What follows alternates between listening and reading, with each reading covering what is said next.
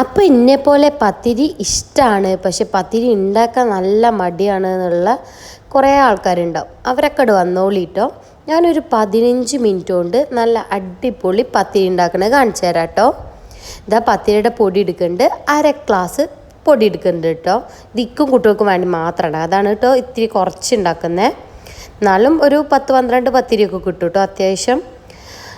എന്നിട്ട് അതേ അളവിൽ തന്നെ വെള്ളം ഒഴിച്ചു കൊടുക്കുന്നുണ്ട്. ആവശ്യത്തിന് വേണ്ട ഉപ്പും ഒഴിച്ചിട്ട് നേരെ കുഴച്ച് കൊടുക്കുക കേട്ടോ. ചൂടുവെള്ളത്തിലൊന്നല്ല കേട്ടോ, നല്ല പച്ച വെള്ളത്തിൽ തന്നെ കേട്ടോ കുഴച്ചെടുക്കുന്നത്. നിങ്ങൾ വിചാരിക്കുന്നുണ്ടാവും ഈ വാട്ടാതെയും ഇതൊക്കെ എങ്ങനെയാണ് ഇപ്പോൾ പച്ചവെള്ളത്തിൽ പത്തിരി ഉണ്ടാക്കണമെന്ന് കേട്ടോ. ഇതേ ഡബിൾ ഹോസിൻ്റെ ഒരു പത്തിരിപ്പൊടി കേട്ടോ. ഞാനിപ്പോൾ കുറേ കാലമായിട്ട് യൂസ് ചെയ്യുന്നതാട്ടോ. കാരണം ഇതേപോലെ തന്നെ വാട്ടേണ്ട ആവശ്യമില്ല, നമുക്ക് ഇടയ്ക്കിടയ്ക്ക് പത്തിരി പൂതി ആകുമ്പോഴൊക്കെ ഉണ്ടാക്കി കഴിക്കാം. ഒരു 10-20 മിനിറ്റ് കൊണ്ട് നമുക്ക് പെട്ടെന്ന് ഉണ്ടാക്കി കഴിക്കാം.